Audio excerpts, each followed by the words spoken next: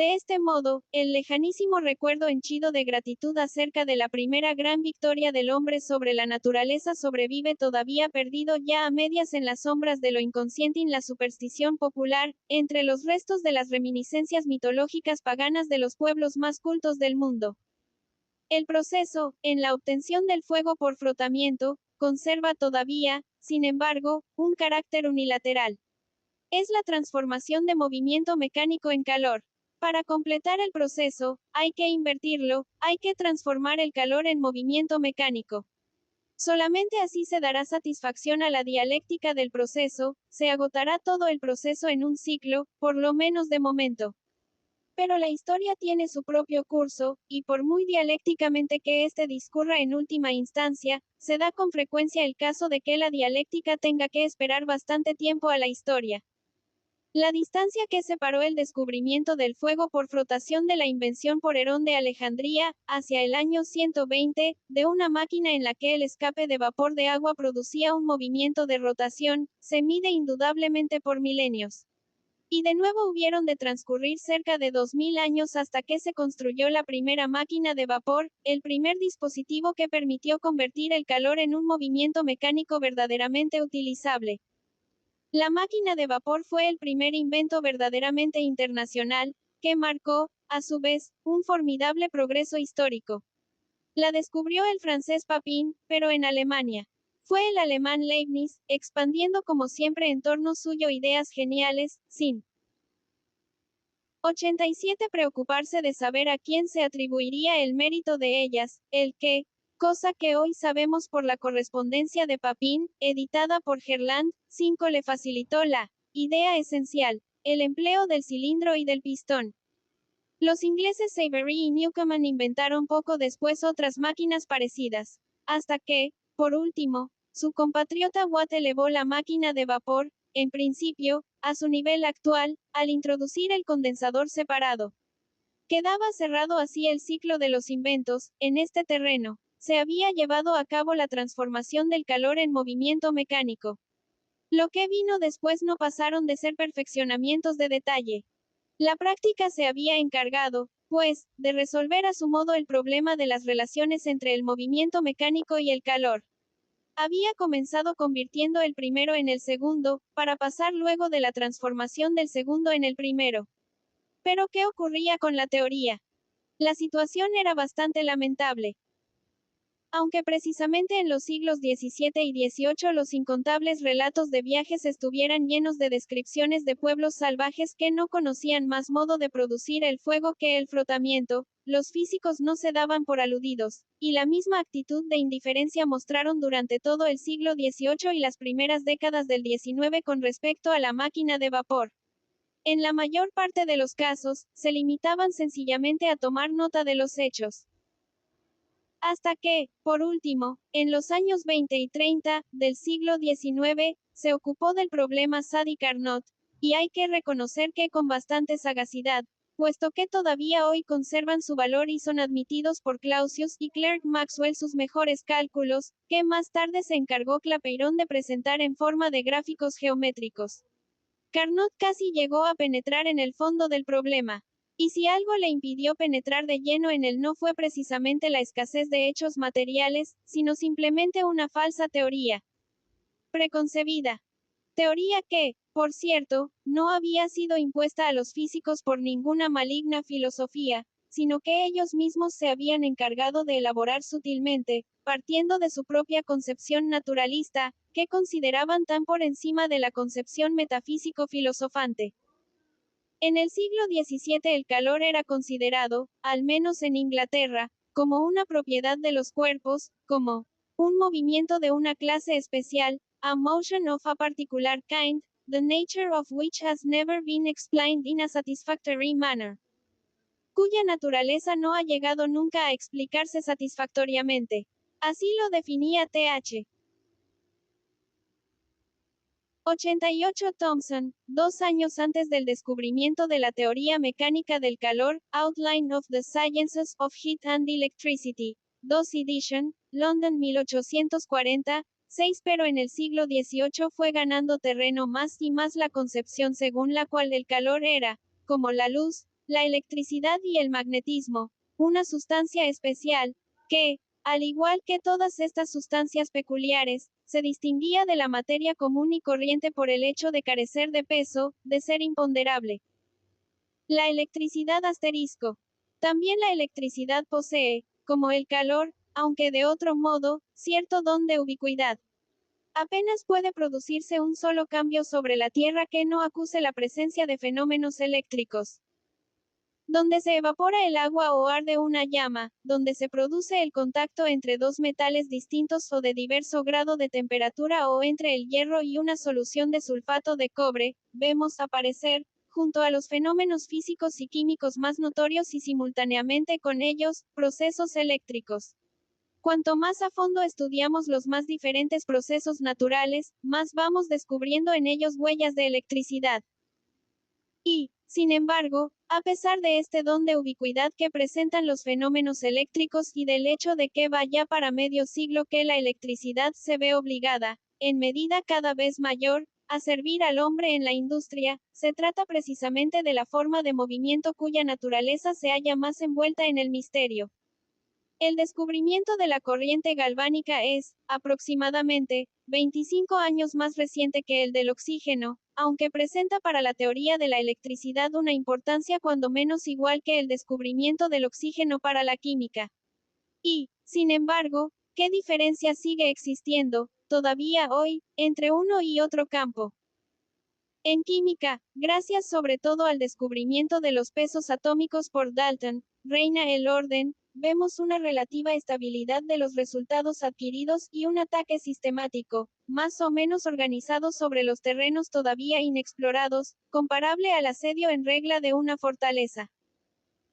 En la teoría de la electricidad, por el contrario, nos encontramos con un revoltijo caótico de viejos experimentos muy inseguros, ni definitivamente confirmados ni definitivamente desechados, con un tantear a ciegas en la oscuridad, con una serie incoherente de ensayos y experimentos, obra de numerosos investigadores sueltos, que se asterisco para los datos de hecho nos remitimos en este capítulo, principalmente, a la obra de Wiedemann titulada Lehre vom Galvanismus und Elektromagnetismus, Teoría del galvanismo y el electromagnetismo, 2 vols, en 3 partes, 2 grados edición, Braunschweig, 1872 a 1874. En el número de Nature correspondiente al 15 de junio de 1882 se habla de este, admirable treatise, admirable tratado, which in its forthcoming shape, with electrostatics added, will be greatest experimental treatise on electricity inexistente, que, bajo su forma futura, cuando se le añada la electrostática, será el mejor tratado experimental sobre electricidad que se conozca. 1. Nota de Engels. 89. 90 lanzan al asalto de un terreno desconocido cada cual por su lado, sin orden ni concierto, como una horda de jinetes nómadas. En efecto, aún no se ha hecho en el campo de la electricidad un descubrimiento como el de Dalton, que sirva de sólida base para la investigación en toda la línea de la ciencia. Y a este estado de incoherencia reinante en el campo de la electricidad y que impide, por el momento, formular una teoría general, se debe esencialmente ese estado de empirismo que procura pararse a pensar lo menos posible y que, por tanto, no solo piensa de un modo falso, sino que ni siquiera es capaz de seguir fielmente el hilo de los hechos o de reseñarlos con exactitud, convirtiéndose con ello en el reverso del verdadero empirismo. Sí, en términos generales, se debe recomendar, a los señores naturalistas que no encuentran palabras bastantes para denostar las necias especulaciones a priorísticas de la filosofía alemana de la naturaleza, que lean no solo las obras teóricas de su tiempo, sino también las escritas con posterioridad por los físicos teóricos de la escuela empírica. Esto vale de un modo especial en lo tocante a la teoría de la electricidad. Tomemos una obra escrita en 1840, An Outline of the Science of Heat and Electricity, por Thomas Thomson. 2. El viejo Thomson era ya, en su tiempo, ciertamente una autoridad. Además, tenía ya a su disposición una parte muy importante de los trabajos de Faraday, el mayor especialista en cuestiones de electricidad hasta entonces conocido. Pero ello no es obstáculo para que en su libro encontremos cosas por lo menos tan disparatadas como en la sección correspondiente de la filosofía de la naturaleza, de Hegel, obra cronológicamente muy anterior. Así, por ejemplo, la descripción que hace de la chispa eléctrica bien podría haber sido traducida directamente del correspondiente pasaje de Hegel. Ambos autores enuncian todas las cosas maravillosas que las gentes se empeñaban en querer descubrir en la chispa eléctrica cuando aún no se sabía lo que en realidad era ni se conocía su rica diversidad y que posteriormente habrían de revelarse, en la mayor parte de los casos, como fenómenos sueltos o como errores. Más aún, en la página 446, cuenta Thomson muy en serio las fábulas infantiles de Desañes según las cuales, cuando sube el barómetro y baja el termómetro, el vidrio, la resina, etc., al sumergirse en el mercurio, se cargan de electricidad negativa, mientras que, al descender el barómetro y elevarse la temperatura, reciben, por el contrario, una carga eléctrica positiva. Siempre según los mismos cuentos para niños, el oro y algunos otros metales se cargaban en verano de electricidad positiva, por calentamiento, y de electricidad negativa por enfriamiento, ocurriendo lo contrario en el invierno. 91 Cuando el barómetro subía y soplaba el viento del norte, dichos metales aparecían altamente electrificados bajo el signo positivo al elevarse la temperatura y, cuando ésta descendía, bajo el signo negativo, etc., etc. Creo que basta con lo dicho para que nos demos cuenta de cómo eran tratados los hechos.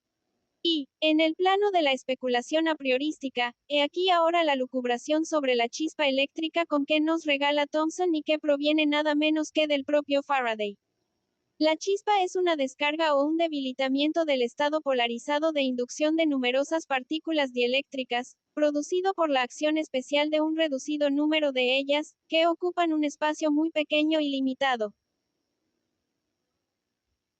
Faraday supone que las pocas partículas en las que se localiza la descarga no solo se dispersan, sino que asumen temporalmente un estado extraordinariamente activo, highly exalted, es decir, que todas las fuerzas que las rodean se lanzan sobre ellas unas tras otras, lo que hace que adquieran un estado de intensidad a tono con esto, tal vez igual a la intensidad de los átomos que se combinan químicamente.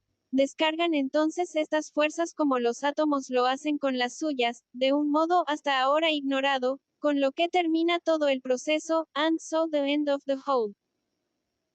El efecto final es exactamente como si una partícula metálica pasara a ocupar el lugar de la partícula que se descarga, y no hay que excluir la posibilidad de que algún día lleguen a revelarse idénticos los principios por los que en ambos casos se rige la acción. 3. He dado, añade Thomson, esta explicación de Faraday con sus propias palabras, porque no la entiendo claramente. Lo mismo les ocurrirá, sin duda, a muchos otros, como cuando leen en Hegel que, en la chispa eléctrica, la materialidad especial del cuerpo en tensión no entra aún en el proceso, sino que solo es determinada elementalmente en él, como un estado del alma, y que la electricidad es la cólera propia, el arrebato propio del cuerpo, su yo colérico, que se manifiesta en todos los cuerpos cuando se les irrita. Nature Philosophy, 324. Adición, 4 y, sin embargo, la idea fundamental es la misma en Hegel y en Faraday. Ambos se rebelan contra la idea de que la electricidad sea, no un estado de la materia, sino una materia especial, diferente. Y como, aparentemente, la electricidad se manifiesta en la chispa eléctrica como algo independiente y libre, aislado de todo sustrato material extraño y, sin embargo, asequible a los sentidos, ambos se ven, partiendo del estado en que se halla la ciencia de su tiempo, obligados a concebir la chispa eléctrica como la forma fugaz en que se revela una fuerza, momentáneamente liberada de toda materia. Claro está que, para nosotros, el enigma ha quedado resuelto a partir del momento en que sabemos que al descargarse la chispa entre dos electrodos de metal pasan efectivamente del uno al otro algunas 92 partículas metálicas, lo que quiere decir que, la materialidad especial del cuerpo en tensión, sí, entra en el proceso. Sabido es que, al igual que el calor y la luz, también la electricidad y el magnetismo fueron considerados al principio como materias imponderables de un tipo especial. Pronto se dio, como se sabe, en la idea de que la electricidad se hallaba formada por dos materias opuestas, por dos fluidos, uno positivo y otro negativo, que en estado normal se neutralizaban mutuamente, hasta que una pretendida fuerza eléctrica de disociación venía a separarlos. Según esto, podían cargarse dos cuerpos, uno de electricidad positiva y otro de electricidad negativa, de tal modo que, uniéndolos por medio de un tercer cuerpo conductor, se establecería, según las circunstancias, el equilibrio, ya bruscamente, ya a través de una corriente continua. El fenómeno de la compensación brusca parecía muy simple y evidente, pero la corriente presentaba dificultades. Fechner y, en un desarrollo más detallado, Weber opusieron a la hipótesis más sencilla según la cual circulaba en la corriente unas veces electricidad puramente positiva y otras electricidad puramente negativa, la idea de que dentro del circuito cerrado circulaban siempre dos corrientes iguales de electricidad positiva y negativa, una al lado de la otra y en dirección opuesta, por canales situados entre las moléculas ponderables de los cuerpos. En la minuciosa formulación matemática de esta teoría, Weber llega también, en último resultado, a multiplicar una función aquí indiferente por la magnitud 1, R, que significa, la relación entre la cantidad de electricidad y un miligramo, 5, Wiedemann, Lere-Bohm, Calvanismus, etc. Segunda ed. 3, página 569. Ahora bien, la relación con respecto a una unidad de peso no puede ser por sí misma más que una unidad de peso. Por tanto, el empirismo unilateral, llevado por la pasión del cálculo, se había desacostumbrado hasta tal punto de pensar que, como se ve, convertía la imponderable electricidad en algo ponderable, cuyo peso se incluía en el cálculo matemático. Las fórmulas establecidas por Weber solo eran válidas dentro de ciertos límites, y no hace más que unos cuantos años que Helmholtz principalmente llegaba, partiendo de estas fórmulas, a resultados que se hallaban en contradicción con el principio de la conservación de la energía. C. Newman opuso en 1871 a la hipótesis de la doble corriente de sentido contrario formulada por Weber otra, según la cual solo circulaba en la corriente una de las dos electricidades, la positiva, por ejemplo, al paso que la otra, la negativa, permanecía firmemente unida a la masa del cuerpo. A propósito de lo cual dice Wiedemann, podría combinarse esta 93 hipótesis con la de Weber si se añadiera a la doble corriente de las masas eléctricas más menos un medio E opuestas, queda por supuesta Weber, una corriente de electricidad neutra carente de acción externa, 6 que arrastrase con ella las cantidades de electricidad más menos un medio E en el sentido de la corriente positiva. 3, página 577. Esta tesis es también muy característica del empirismo unilateral. Para hacer que la electricidad circule, se la descompone en electricidad positiva y negativa. Pero todas las tentativas encaminadas a explicar la corriente partiendo de estas dos materias tropiezan con dificultades. Dificultades que afectan tanto a la hipótesis según la cual solo se halla en la corriente, cada vez, una de estas dos materias como a la que supone que circulan ambas al mismo tiempo y en sentido contrario, y también a la tercera, según la cual una de las materias circula, mientras que la otra permanece en reposo. Ateniéndonos a esta tercera hipótesis, ¿cómo explicar la circunstancia inexplicable de que la electricidad negativa, que se revela, a pesar de todo, tan móvil en la máquina eléctrica y en la botella de Leyden, aparezca en la corriente firmemente unida a la masa del cuerpo? De un modo muy sencillo. Al lado de la corriente positiva más C, que recorre el hilo hacia la derecha, y de la corriente negativa, E, que lo recorre hacia la izquierda, hacemos pasar, además, una corriente de electricidad neutra más menos un medio E, dirigida hacia la derecha. De este modo, empezamos por suponer que las dos electricidades solo pueden circular, en todo caso, cuando se hallan separadas una de otra y, para explicar los fenómenos que se producen con motivo de la corriente de las dos electricidades separadas, suponemos que pueden circular también cuando no media separación. Comenzamos, pues, sentando una hipótesis para explicar determinado fenómeno y, a la primera dificultad con que tropezamos, procedemos a formular otra que anula directamente la primera. ¿Cómo tendrá que estar hecha la filosofía, para que estos señores tengan alguna razón, siquiera sea mínima, para quejarse de ella? Pero, junto a esta concepción, basada en el carácter material de la electricidad, no tardó en surgir otra, que la concebía como un simple estado del cuerpo, como una fuerza, o como una forma especial de movimiento, que diríamos hoy, ya hemos visto más arriba que Hegel, y más tarde Faraday, compartían este punto de vista, una vez que el descubrimiento del equivalente mecánico del calor hubo descartado definitivamente la idea de una sustancia calórica especial y habiéndose demostrado que el calor es un 94 movimiento molecular, el paso siguiente fue aplicar igualmente el nuevo método a la electricidad, tratando de determinar también su equivalente mecánico. Y el resultado fue plenamente satisfactorio. En especial, los experimentos de Joule, Fabre y Raoult permitieron fijar no solo el equivalente mecánico y térmico de lo que se llamaba la fuerza electromotriz de la corriente galvánica, sino también su perfecta equivalencia con la energía liberada por los procesos químicos en la pila galvánica y la energía consumida por ellos en la cuba electrolítica. Con ello, pasaba a ser cada vez más insostenible la hipótesis según la cual la electricidad era un fluido material específico. Sin embargo, la analogía entre el calor y la electricidad distaba todavía mucho de ser perfecta. La corriente galvánica presenta diferencias muy esenciales con respecto a la conducción térmica. Aún no era posible decir qué era lo que se movía en los cuerpos cargados de electricidad. Mostrábase insuficiente aquí la hipótesis de una simple vibración molecular, como en el caso del calor. Daba la velocidad enorme de la electricidad, que sobrepasaba incluso a la de la luz. 7. Resultaba difícil sustraerse a la idea de que era algo material lo que aquí se movía entre las moléculas del cuerpo.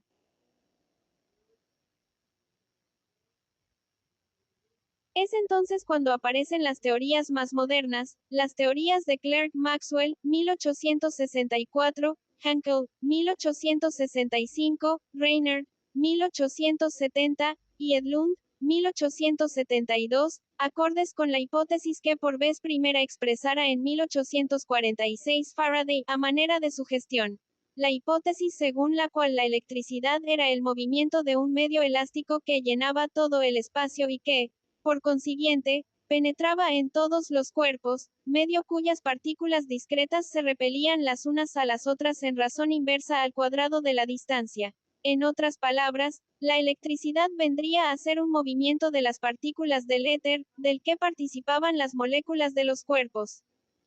Las diversas teorías no se muestran de acuerdo en cuanto al carácter de este movimiento. Las de Maxwell, Hankel y Rayner, apoyándose en las recientes investigaciones sobre los movimientos en forma rotatoria, tratan también de explicarlo, cada cual a su modo, por medio de torbellinos. Y así, vemos rehabilitados en los dominios sin cesar nuevos de la ciencia los torbellinos del viejo Descartes. No tenemos para qué entrar en el detalle de estas teorías. Discrepan mucho las unas de las otras y están todas ellas llamadas, ciertamente, a pasar todavía por grandes conmociones. En su concepción fundamental común se advierte, sin embargo, un progreso decisivo. La electricidad se concibe como un movimiento de las partículas del éter luminoso, movimiento que repercute sobre las moléculas del cuerpo y que penetra toda materia ponderable. Es 95 un modo de ver que reconcilia entre sí a los dos anteriores. Según él, lo que en los fenómenos eléctricos se mueve es realmente algo material, distinto de la materia ponderable. Pero este elemento material no es la electricidad misma, la cual se revela más bien como una forma de movimiento, aunque no del movimiento directo, inmediato, de la materia ponderable. Por una parte, la hipótesis del éter señala el camino que permite superar la tosca hipótesis primitiva de los dos fluidos eléctricos contrarios. y, de otra parte, abre la perspectiva de explicar qué es el sustrato material propiamente dicho del movimiento eléctrico, qué es aquello cuyo movimiento provoca los fenómenos eléctricos. La teoría del éter ha alcanzado, desde luego, un éxito indiscutible. Sabemos que hay, por lo menos, un punto en el que la electricidad modifica directamente el movimiento de la luz, hace girar su plano de polarización. Clerk Maxwell, basándose en la teoría más arriba citada, calculó que la constante dieléctrica específica de un cuerpo es igual al cuadrado de su índice de refracción. Ahora bien, Boltzmann, estudiando diferentes cuerpos no conductores, desde el punto de vista de su constante dieléctrica, encuentra que en el azufre, la colofonia y la parafina la raíz cuadrada de este coeficiente es igual a su índice de refracción. La divergencia más alta el azufreno pasa del 4%, por donde la teoría del éter, especialmente la de Maxwell, quedaba experimentalmente confirmada. Pero tendrá que pasar todavía mucho tiempo y desplegarse mucho esfuerzo antes de lograr, por medio de nuevas series de experimentos, extraer una sólida pepita de estas hipótesis contradictorias. Hasta aquí o tal vez incluso hasta que la teoría del éter sea desahuciada por otra totalmente nueva, el estudio de la electricidad se encuentra en la desagradable situación de tener que emplear una terminología reconocidamente falsa. Sigue hablando sin el menor empacho de la masa eléctrica que fluye en los cuerpos, de una bifurcación de las electricidades en cada molécula, etc. Es este un mal que, como se ha dicho, constituye en su mayor parte una consecuencia del actual estado de transición de la ciencia, pero que, dado el limitado empirismo que reina precisamente en esta rama de la investigación, contribuye no poco a mantener el embrollo de ideas anterior. Por lo que se refiere a la contradicción entre la llamada electricidad estática o de frotamiento y la electricidad denominada dinámica o galvanismo, podemos considerarla resuelta a partir del momento en que se ha aprendido a producir corrientes continuas por medio de la máquina eléctrica y, a la inversa, a producir la electricidad llamada estática, a cargar botellas de Leiden, etc., con ayuda de la corriente galvánica. Dejamos aquí a un lado la variante 96 de la electricidad estática, así como el magnetismo, que ahora sabemos que es también una variante de la electricidad. Es en la teoría de la corriente galvánica, en todo caso, donde habrá que buscar la explicación de los fenómenos con ella relacionados, razón por la cual nos atendremos preferentemente a esta teoría. De varios modos puede producirse una corriente continua. El movimiento mecánico de las masas no comienza produciendo directamente, por el frotamiento, más que electricidad estática. Solo a costa de un gran despilfarro de energía engendra una corriente continua. Para convertirse, por lo menos en su mayor parte, en movimiento eléctrico, tiene que intervenir el magnetismo, como ocurre en las conocidas máquinas electromagnéticas de Gramme, Siemens, etc. El calor puede convertirse directamente en corriente eléctrica, como sucede sobre todo en el punto de contacto de dos diferentes metales. La energía liberada por la acción química, que en circunstancias normales adopta la forma de calor, bajo determinadas condiciones se trueca en movimiento eléctrico. Y, a la inversa, este se convierte, cuando se dan las condiciones apropiadas, en cualquier otra forma de movimiento. En movimiento de masas, ya sea en pequeñas proporciones, directamente en las atracciones y repulsiones electrostáticas, ya en gran escala, en los motores electromagnéticos, gracias nuevamente a la mediación del magnetismo. En calor como ocurre siempre en el circuito energético cerrado, siempre y cuando que no medien otras transformaciones. En energía química, en las cubas electrolíticas y en los voltámetros intercalados en el circuito cerrado, en los que la corriente disocia combinaciones que no es posible atacar por otros medios. En todos estos trueques actúa la ley fundamental de la equivalencia cuantitativa del movimiento en todas sus mutaciones. O, como dice Wiedemann, con arreglo a la ley de conservación de la energía, el trabajo mecánico empleado del modo que sea para producir la corriente tiene que ser equivalente al trabajo empleado para engendrar todos los efectos de la corriente eléctrica. 8. Cuando se trata de trocar en electricidad * el movimiento de masas o el calor, no se tropieza aquí con ninguna clase de dificultades, pues está demostrado que lo que se llama la fuerza electromotriz es, en el primer caso, igual al trabajo empleado para producir este. Asterisco empleo el término electricidad en el sentido de movimiento eléctrico con el mismo derecho con que se emplea también el término general calor para expresar aquella forma de movimiento que a nuestros sentidos se les revela como calor. Y este empleo de la palabra no puede suscitar objeciones, con tanta mayor razón cuanto que de antemano se descarta expresamente aquí toda posible confusión con el estado de tensión de la electricidad. Nota de Engels. 97 movimiento, y en el segundo caso, en cada punto de contacto de la pila termoeléctrica, directamente proporcional a su temperatura absoluta, Wiedemann, 3, página 482, o, lo que es lo mismo, una vez más, directamente proporcional a la cantidad de calor existente en cada punto de contacto, medida en unidades absolutas. Y se ha demostrado que la misma ley rige también, de hecho, para la electricidad producida por medio de la energía química. Sin embargo, en este caso el asunto no resulta tan sencillo, por lo menos desde el punto de vista de la teoría actualmente en curso. Detengámonos, pues, en él por un momento. Una de las más hermosas series de experimentos que han podido hacerse, con ayuda de una pila galvánica, acerca de los cambios de forma del movimiento es la de Fabre, 1857 a 1858, 9 se coloca en un calorímetro una pila de SME de 5 elementos y en otro un pequeño motor electromagnético, haciendo que el eje y la polea sobresalgan y queden libres para cualquier combinación mecánica.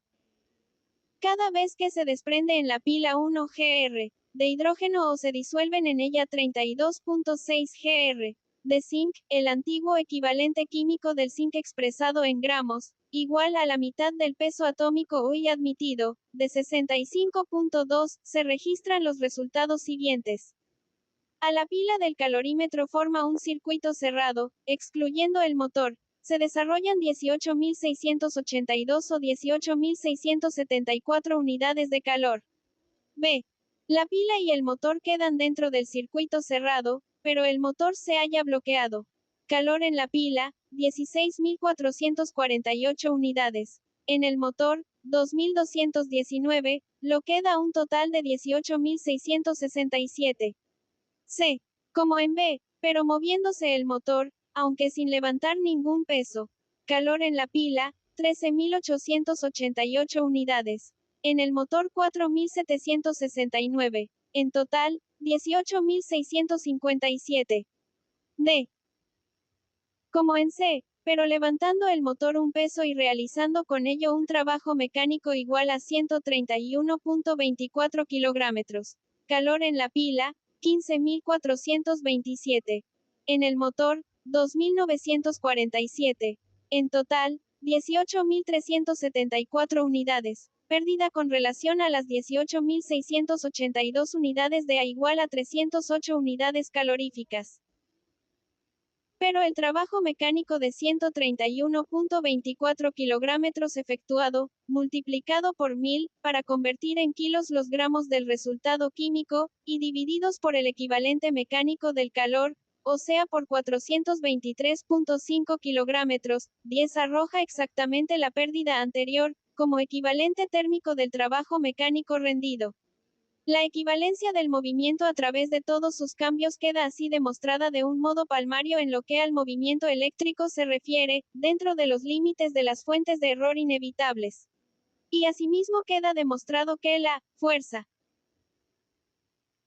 98 electromotriz de la pila galvánica no es más que energía química que se trueca en electricidad y que la misma pila es, sencillamente, un dispositivo, un aparato que transforma en electricidad la energía química liberada, del mismo modo que la máquina de vapor convierte en movimiento mecánico el calor que se le suministra, sin que en ninguno de los dos casos el dispositivo transformador genere por sí mismo nueva energía. Pero al llegar aquí, y habida cuenta del modo tradicional de ver las cosas, surge una dificultad. Ese modo de ver atribuye a la pila, dadas las relaciones de contacto que en ella se producen entre líquidos y metales, una fuerza eléctrica de disociación, proporcional a la fuerza electromotriz y que, por tanto, representa una determinada cantidad de energía para una pila dada. Ahora bien, ¿qué relación existe entre esta fuente de energía, según el modo tradicional de ver inherente a la pila en cuanto tal, incluso sin necesidad de efecto químico? ¿Qué relación existe entre esta fuerza eléctrica de disociación y la energía liberada por efecto de la acción química? Y, si se trata de una fuente de energía independiente de la acción química, ¿de dónde proviene la energía por ella suministrada? Bajo una forma más o menos oscura, este problema constituye el caballo de batalla entre dos teorías, la del contacto, establecida por Volta, y la teoría química de la corriente galvánica, que surgió poco después.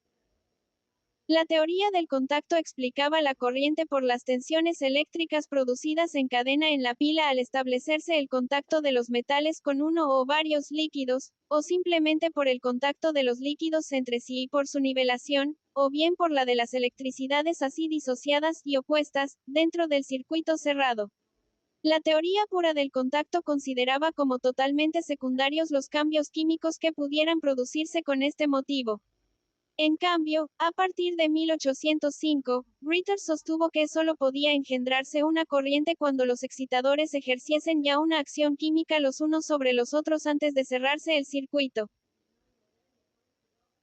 Wiedemann, y. Página 784, resume, en sus rasgos generales, esta vieja teoría química del modo siguiente diciendo que, según ella, la llamada electricidad de contacto, solo puede producirse si simultáneamente se manifiesta una mutua acción química real de los cuerpos en contacto o, por lo menos, una alteración del equilibrio químico aunque no se halle directamente enlazada a procesos químicos, una tendencia a la acción química entre ellos. Como se ve, ambas partes planteaban de un modo completamente indirecto el problema de la fuente energética de la corriente, y no podía ser de otro modo, en aquella época. A Volta y a sus sucesores les parecía perfectamente normal que el simple 99 contacto de cuerpos heterogéneos pudiera engendrar una corriente continua y, por tanto, realizar un determinado trabajo, sin contrapartida alguna. Y Ritter y quienes compartían su teoría no comprendían tampoco en lo más mínimo cómo se explica que la acción química ponga a la pila en condiciones de producir la corriente y de suministrar el trabajo de esta. En cuanto a la teoría química, este punto ha sido dilucidado desde hace ya mucho tiempo por Joule, Fabre, Raoult y otros, pero con la teoría del contacto ocurre cabalmente lo contrario. En la medida en que esta teoría se mantiene en pie, permanece, en cuanto a sus rasgos esenciales, en el punto de partida. Así se explica que subsistan en la actual teoría sobre la electricidad ideas que datan de una época ya superada, en la cual no había más remedio que contentarse con explicar cualquier efecto recurriendo a la primera causa que se presentara, producida en la superficie misma de las cosas, aunque para ello hubiera que hacer nacer el movimiento de la nada, ideas que contradicen directamente al principio de la conservación de la energía. Y el hecho de que, más tarde, se eliminen los aspectos más repelentes de estas ideas, se las castre, se las endulce y se las embellezca, no resuelve, ni mucho menos, el problema, pues con ello la confusión, lejos de mejorar, empeora. Como hemos visto, incluso la vieja teoría química de la corriente entiende que, para que ésta se produzca, es absolutamente necesario establecer relaciones de contacto. Esta teoría se limita a afirmar que estos contactos no engendran jamás una corriente a menos que medie una acción química simultánea, e incluso es evidente, hoy mismo todavía, que son precisamente los dispositivos de contacto de la pila los que forman el aparato mediante el cual se transforma en electricidad una parte de la energía química liberada y que de estos dispositivos de contacto depende esencialmente el que la energía química se transforme en movimiento eléctrico y en qué cantidad. Wiedemann, como empirista unilateral que es, trata de salvar cuanto pueda salvarse de la vieja teoría del contacto. Sigámosle en sus esfuerzos. Aunque el efecto del contacto de cuerpos químicamente indiferente, dice Wiedemann, y. Página 799, por ejemplo de metales, no sea, como antes se pensaba, necesario para la teoría de la pila 11 ni se haya demostrado tampoco por el hecho de que Ohm haya derivado de esto su ley, ya que habría podido hacerlo sin necesidad de recurrir a esta hipótesis, y de que Fechner, que ha confirmado experimentalmente esta ley, defendiera asimismo la teoría del contacto, no se puede negar, sin embargo, la excitación eléctrica por medio del contacto de los metales, 11 no se puede. Sin negar, por lo menos, con arreglo a las experiencias de que actualmente disponemos, y aunque los resultados que es posible obtener desde el punto de vista cuantitativo adolezcan aún de cierta inevitable incertidumbre, dada la imposibilidad de mantener absolutamente limpias las superficies de los cuerpos en contacto. Como se ve, la teoría del contacto se ha tornado muy modesta. Se muestra de acuerdo en que no es absolutamente indispensable para explicar la corriente y en que, además, no ha sido demostrada teóricamente por Ohm ni experimentalmente por Fechner. Y llega, incluso, a reconocer que las pretendidas experiencias fundamentales en que únicamente puede seguir apoyándose esta teoría solo están en condiciones de aportar, desde el punto de vista cuantitativo, resultados poco seguros. En realidad y en fin de cuentas, lo único que de nosotros exige esta teoría es que reconozcamos el hecho de que, en términos generales, el contacto, aunque solo sea el contacto de metales, puede engendrar un movimiento eléctrico. Y, si la teoría del contacto no pasase de ahí, nada habría que objetar. Es cierto y debe admitirse sin reservas que el contacto de dos metales genera fenómenos eléctricos que pueden hacer estremecerse un anca de rana preparada, cargar un electroscopio o provocar otros movimientos. Pero, a la vista de estos fenómenos, hay que preguntarse, ante todo, ¿de dónde proviene la energía necesaria para ello? Para contestar a esta pregunta, tendremos, según Wiedemann, y página 14, que recurrir, sobre poco más o menos, a las siguientes consideraciones. Si colocamos muy cerca una de otra las placas metálicas heterogéneas A y B, veremos que se atraen en virtud de las fuerzas de la adhesión. Y, al tocarse, pierden la fuerza viva del movimiento que dicha atracción les imprimía. Si admitimos que las moléculas metálicas se hallan en estado de constante vibración, podría también producirse una modificación de sus vibraciones, acompañada de una pérdida de fuerza viva, al tocarse, por el contacto de los metales heterogéneos, las moléculas cuyas vibraciones no concuerden entre sí en cuanto a la fase. La fuerza viva que se pierde se convierte, en gran parte, en calor. Pero una pequeña parte de este se destina a distribuir de otro modo las electricidades no disociadas hasta entonces. Como más arriba hemos dicho, los cuerpos aproximados el uno al otro se cargan de cantidades iguales de electricidad positiva y negativa, tal vez en virtud de que la fuerza de atracción no es igual en las dos electricidades. 12. La modestia de la teoría del contacto se hace cada vez mayor. Se empieza por reconocer que la enorme fuerza eléctrica de disociación, que más adelante desarrollará una labor gigantesca, no. 101 encierra en sí misma ninguna clase de energía propia, e incluso que no puede funcionar mientras no se le suministre energía desde fuera. Y, a renglón seguido, se le atribuye una fuente de energía verdaderamente minúscula, la fuerza viva de la adhesión, que solo actúa a distancias casi inconmensurables y que hace recorrer a los cuerpos un camino apenas apreciable. Pero no importa, es innegable que esta fuerza existe, como lo es también que desaparece con el contacto. Pues bien, incluso esta fuente mínima suministra demasiada energía para el fin que se persigue. Una gran parte de dicha energía se convierte en calor, y solamente una pequeña parte sirve para producir la fuerza eléctrica de disociación, a pesar de que en la naturaleza se dan evidentemente bastantes casos en que impulsos pequeñísimos producen efectos extraordinariamente poderosos. El propio Wiedemann parece darse cuenta de que su fuente de energía, que emana apenas gota a gota, es de todo punto insuficiente, y recurre en busca de la posibilidad de una segunda fuente a la hipótesis de una interferencia de las vibraciones moleculares de los dos metales sobre las superficies de contacto. Pero, aun haciendo caso omiso de otras dificultades con que aquí nos encontramos, Grove y Gassiot han demostrado que, como el propio Wiedemann nos ha dicho una página más arriba, ni siquiera es necesario el contacto eléctrico para producir la electricidad. En una palabra, cuanto más de cerca nos fijamos en ella, más vemos que se seca la fuente de que toma su energía la fuerza eléctrica de disociación. Y, sin embargo, hasta ahora apenas conocemos otra fuente de energía que pueda engendrar la excitación eléctrica, como no sea el contacto de los metales. Según Naumann, Allgemeine und Physikalische Chemie, Heidelberg, 1877, página 675, las fuerzas electromotrices de contacto convierten el calor en electricidad. A su juicio, es natural suponer que la capacidad de engendrar movimiento eléctrico inherente a estas fuerzas responde a la cantidad de calor existente o, dicho en otros términos, es función de la temperatura, cosa que, según nos dice Naumann, ha sido experimentalmente demostrado por Leroux. También aquí seguimos moviéndonos en un terreno muy vago.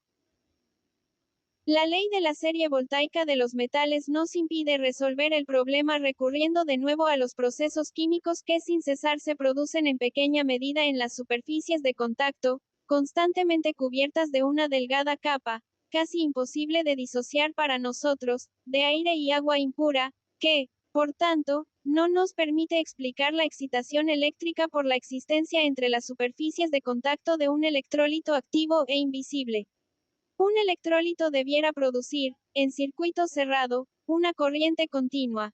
Por el contrario, la electricidad del puro contacto metálico desaparece tan 102 pronto como se cierra el circuito. Y es aquí precisamente donde llegamos al punto esencial.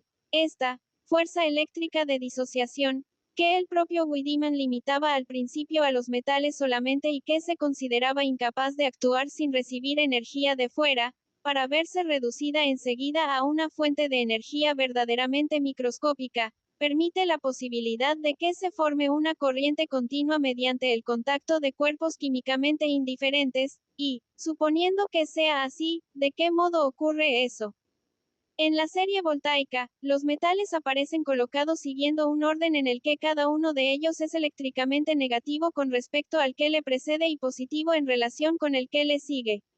Por tanto, si colocamos en este mismo orden una serie de piezas de metal, por ejemplo de zinc, estaño, hierro, cobre y platino, podremos obtener tensiones eléctricas en los dos extremos. En cambio, si disponemos esta serie de metales en circuito cerrado, haciendo que se jalan en contacto el zinc y el platino, la tensión se verá inmediatamente compensada, y desaparecerá. En un circuito cerrado de cuerpos que formen parte de la serie voltaica, no puede llegar a formarse, por tanto, una corriente de electricidad continua. Y Wiedemann razona, además, esta afirmación a base de las siguientes consideraciones.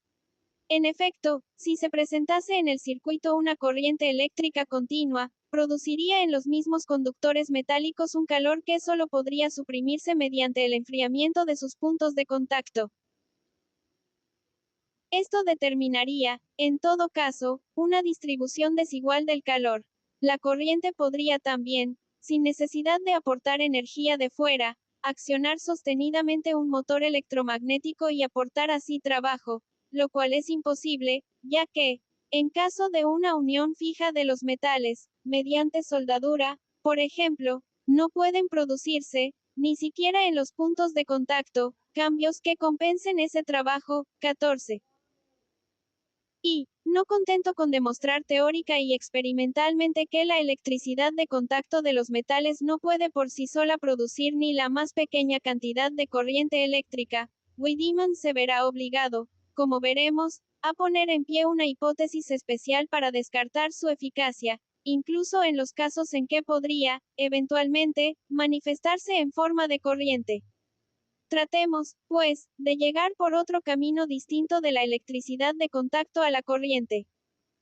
Representémonos, con Wiedemann, 15, dos metales, por ejemplo una varilla de zinc y otra de cobre, soldadas en uno de sus puntos, pero unidas en su extremo libre por medio de un tercer cuerpo que no ejerza acción electromotriz con respecto a dichos dos metales y se limite a 103. Conducir las electricidades contrarias acumuladas en su superficie, haciendo que se compensen en ella. En este caso, la fuerza eléctrica de disociación reconstituirá constantemente la diferencia primitiva de potencial y, así, veríamos aparecer en el circuito una corriente eléctrica continua que podría producir un trabajo sin contrapartida alguna, lo que es sencillamente imposible. Por tanto, no puede existir ningún cuerpo que se limite a ser elemento conductor de electricidad, sin desempeñar ninguna actividad electromotriz con respecto a los otros cuerpos. Con esto, no hemos adelantado gran cosa, de nuevo nos cierra el paso la imposibilidad de crear el movimiento. Jamás lograremos producir una corriente mediante el contacto de cuerpos químicamente indiferentes, es decir, con la electricidad de contacto propiamente dicha. Demos, pues, otra media vuelta y tratemos de marchar por el tercer camino, que Wiedemann nos indica. Sí, finalmente, una placa de zinc y otra de cobre en un líquido en que se contenga lo que se llama una combinación binaria, es decir, que pueda desdoblarse en los elementos químicamente distintos completamente saturados uno de otro, por ejemplo una solución de ácido clorhídrico, H más Cl, etc. Veremos que, según el 27, el zinc se carga de electricidad negativa y el cobre de electricidad positiva. Reuniendo los dos metales, estas electricidades se nivelan mutuamente a través del punto de contacto, por el que pasa, por tanto, una corriente eléctrica positiva del cobre al zinc. Y, como la fuerza eléctrica de disociación que aparece al producirse el contacto de estos metales transporta también en el mismo sentido la electricidad positiva, los efectos de las fuerzas de disociación eléctrica no se anulan mutuamente, como en un circuito metálico cerrado. De este modo, se genera aquí una corriente continua de electricidad positiva, que pasa en circuito cerrado del cobre al zinc, a través del líquido. Pronto, 34 y siglos, volveremos al problema de saber en qué medida contribuyen realmente a la formación de esta corriente las diversas fuerzas de disociación eléctrica existentes dentro del circuito. Llamamos elemento galvánico o cadena galvánica a la combinación de conductores que suministra una corriente galvánica de este tipo, y, página 45. 16. He aquí que, según esto, se ha realizado el milagro de creer a Wiedemann, se generará así una corriente continua, gracias simplemente a la fuerza de contacto, que, él mismo nos lo dice, no puede actuar sin que se le suministre energía desde fuera. Para explicarnos esto, no disponemos de otro elemento que del pasaje de la obra de Wiedemann que acabamos de transcribir. ¿No es esto un auténtico milagro? ¿Qué es lo que aquí se nos explica acerca del proceso que tratamos de explicarnos? 104.1. Si sumergimos zinc y cobre en un líquido que contenga una combinación llamada binaria, el zinc, según el 27, se carga de electricidad negativa y el cobre de electricidad positiva. Ahora bien, en todo el 27 no se dice ni una palabra de tal combinación binaria. Ese párrafo se limita a describir lo que es un elemento voltaico simple, formado por una placa de zinc y otra de cobre, entre las que se intercala un disco de tela humedecida con un líquido ácido, pasando a estudiar a continuación sin mencionar para nada ninguna clase de procesos químicos las cargas de electricidad estática de los dos metales que, en dichas condiciones, se producen. Así, pues, la combinación llamada binaria se desliza aquí de contrabando, por la puerta falsa. 2. Esta combinación binaria desempeña un papel completamente misterioso. El hecho de que pueda desdoblarse en dos elementos químicos que se saturan por completo el uno al otro, que se saturan por completo, después de haberse desdoblado, podría en verdad, a lo sumo, enseñarnos algo si efectivamente se desdoblara. Pero no se dice ni una palabra de esto, razón por la cual hay que suponer, por el momento, que no se desdobla, como ocurre, por ejemplo, en el caso de la parafina. 3. Así, pues, una vez que en el líquido el zinc se ha cargado de electricidad negativa y el cobre de electricidad positiva, los ponemos en contacto, fuera del líquido. Y, enseguida, estas electricidades se equilibran mutuamente a través del punto de contacto, por el que, por tanto, pasa, del cobre al zinc, una corriente eléctrica positiva. Digamos, una vez más, que no nos enteramos de la razón por la cual solo pasa una corriente de electricidad positiva en uno de los dos sentidos, y no pasa también una corriente de electricidad negativa en el sentido opuesto. No nos enteramos para nada de lo que pasa con la electricidad negativa, que, hasta ahora, se consideraba tan necesaria como la positiva. La acción de la fuerza eléctrica de disociación consistía precisamente en oponerlas libremente la una a la otra. De pronto, nos encontramos con que esta fuerza queda eliminada, por no decir que escamoteada, dándose la impresión de que solo existe electricidad positiva. Sin embargo, poco después, en la página 51, se nos dice exactamente lo contrario, al indicarnos que dos electricidades se unen 17 para formar una corriente. Lo que quiere decir que circula tanto la electricidad negativa como la positiva. ¿Quién nos ayudará a salir de esta confusión? 4. Como la fuerza eléctrica de disociación, que aparece al producirse el contacto de estos dos metales, transporta también la electricidad positiva en el mismo sentido, tenemos que los efectos de las fuerzas eléctricas de disociación no se anulan. 1,05 mutuamente, como en un circuito metálico cerrado. Se produce aquí, por tanto, una corriente continua, etc. Realmente, esto es un poco fuerte, pues, como veremos en algunas páginas más abajo, página 52, Wiedemann nos demuestra que, al formarse la corriente continua, la fuerza eléctrica de disociación en el punto de contacto de los metales tiene que mantenerse inactiva. 18 que no solo hay corriente incluso aunque, en vez de transportar la electricidad positiva en el mismo sentido, actúe en dirección contraria al sentido de la corriente, sino que, aun en este caso, la corriente no se haya compensada por una determinada parte de la fuerza eléctrica de disociación de la pila, lo que quiere decir que ésta permanece una vez más inactiva. ¿Cómo, entonces, puede Wiedemann, en la página 45, hacer que la fuerza eléctrica de disociación contribuya como factor necesario a la formación de la corriente, para negar después, en la página 52, su acción mientras dura la corriente recurriendo para ello, además, a una hipótesis especialmente formulada para este efecto? 5. Se genera aquí, de este modo, una corriente continua de electricidad positiva que, en circuito cerrado, pasa del cobre al zinc, a través de su punto de contacto con este, y del zinc al cobre a través del líquido. Ahora bien, con semejante corriente eléctrica continua, esta produciría calor en los mismos conductores, y podría también accionar un motor electromagnético, suministrando así trabajo, cosa de todo punto imposible a menos que se aporte energía. Y, como quiera que Wiedemann no nos ha dicho, hasta ahora, ni una palabra acerca de si se produce esa aportación de energía y de dónde procede, tenemos que la corriente continua sigue siendo, como lo era hasta aquí, algo perfectamente imposible, ni más ni menos que en los dos casos anteriormente examinados. Y nadie tiene más clara conciencia de ello que el propio Wiedemann. Por eso considera conveniente pasar por alto, lo antes posible, los numerosos puntos débiles de esta extraña explicación que nos da acerca de cómo se forma la corriente, para entretener al lector a lo largo de varias páginas con toda suerte de pequeñas historias elementales sobre los efectos térmicos, químicos, magnéticos y fisiológicos de esta corriente, cuyo misterio no llega a revelarse, hasta incidir a veces, excepcionalmente, en un tono de completa vulgarización. Después de lo cual, prosigue, página 49.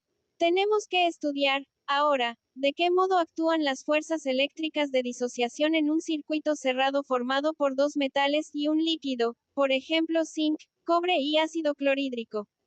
Sabemos que los elementos integrantes de la combinación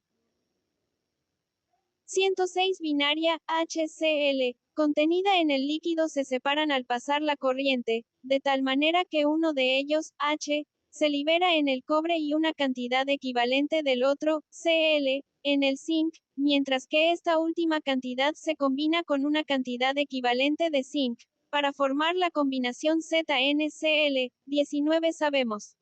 Si sabemos esto, no lo sabemos, ciertamente, gracias a Wiedemann, quien, como hemos visto, no nos ha dicho ni una palabra acerca de tal proceso.